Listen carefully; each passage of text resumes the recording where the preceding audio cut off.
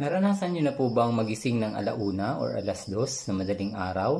O kaya naman alas 3 o kaya alas 4 na madaling araw? Bakit nga ba nangyayari yung mga ganon? So, may iba naman alas 9, alas 10, di pa rin sila makatulog. Bakit ganon? So, pag-usapan po natin ang repairing time at detoxification time ng ating mga organs sa tuwing tayo ay natutulog or kapag gabi na. Okay? So, simulan po natin yan sa alas 9. Ang repairing time ng ating mga organs ay nagsisimula ng 9 to 11. And that is immune system ang nagre-repair at nagde-detoxify. 11 to 1, liver. 1 to 3, gallbladder.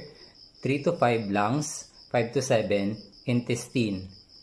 So, yung mga oras na yan, at saka yung 12 to 4, nagre-repair ang ating bone marrow.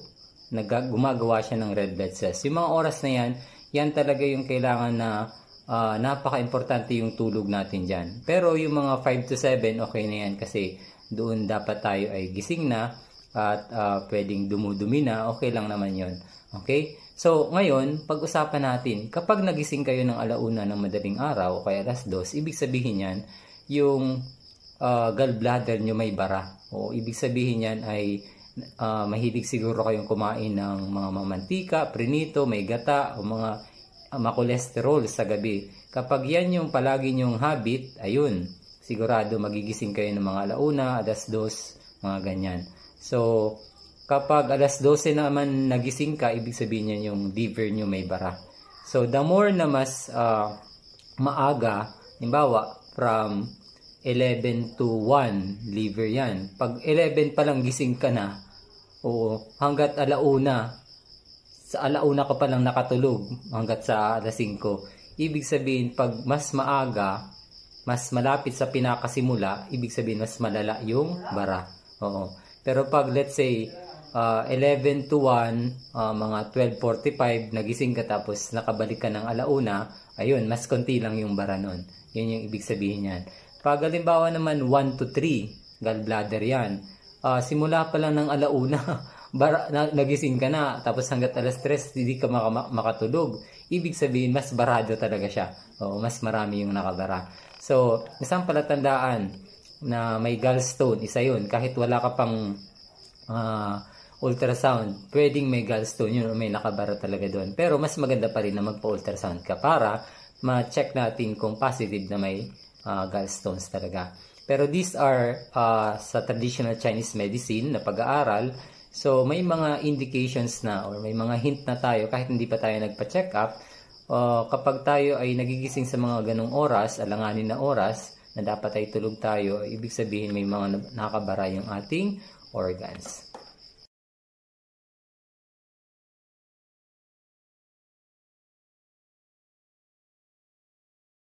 Kapag bata-bata pa, o kaya malakas pa ang vitality, ay hindi pa yan mararanasan yung mga nagigising sila sa hating gabi o kaya sa mga alanganin na oras.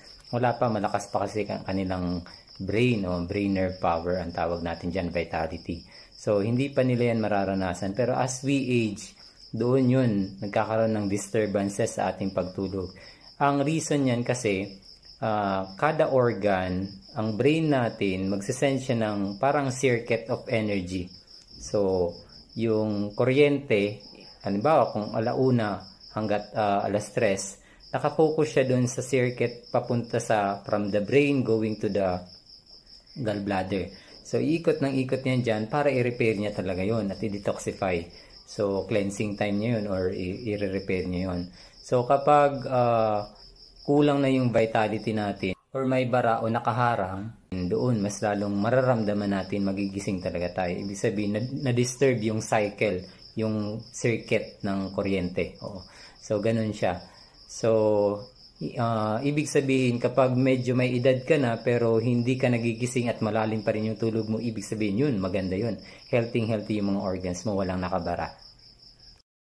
Linawin ko lang po yung halimbawa, alas 9 hanggat alas 11, di ka pa rin makatulog. Dahil naman ang cause ay late ka nang kumain, alas 8, alas 9 ka kumain, talagang hindi ka talaga makakatulog niyan. Iba rin po yun. Oo. So, talagang ibang usapan yon. Kapag halimbawa, hindi ka naman kumakain na ng third meal o kaya very light lang yung kinain mo, pero alas 9 hanggat alas 11 gising ka, it means may bara, positive na may bara yung inyong immune system or lymphatic system. And ang mga palatandaan na yung immune system mo or ang lymphatic system ay barado, una is yung may mga ubo, sipon, yan, yung may infection, yung may mga sugat na hindi gumagaling, ayan, mga palatandaan yan na may mga nakabara mga pathogens at saka mga nakabara na mga bacteria, viruses doon sa lymphatic drainage nyo.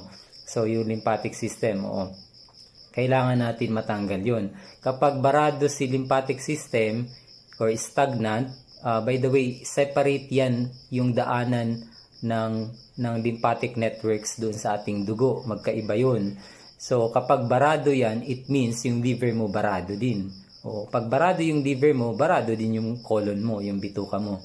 So, yan. Kaya napaka-importante na nagko-colon cleanse, nagli-liver cleanse.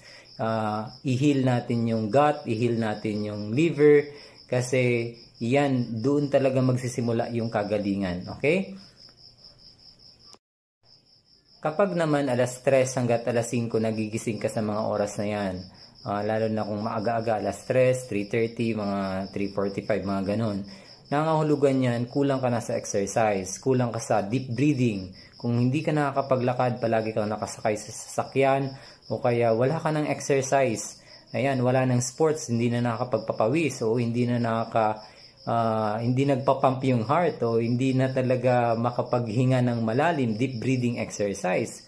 Ayan talaga, mapansin mo as we age, ganun talaga magigising ka niya ng mga ganyan oras, 3 to 5. Or kapag may ubo ka, may mga plema, may mga bara dyan sa baga, or may respiratory illnesses, yan, respiratory problem, asthma, mga ganyan, yan, aatake ka talaga yan, ubo ka ng ubo sa mga oras na yan. So, kasi nga i-detoxify or nilalabas at nire-repair niya yung kanyang organ, yung lungs. So, para ma-repair, dinidetox niya, dinalabas niya yung mga dumi. So, ang solusyon po dyan, kailangan mag-exercise, magpa-araw. Pwede tayo mag-apply ng mga hydrotherapies, juice therapy, mga supplements, reflexology at iba pa. Pero napaka-importante ng movement. Walang kapalit talaga yung movement. Action is a law of our body. Okay? Kailangan natin mag-exercise at magpapawis.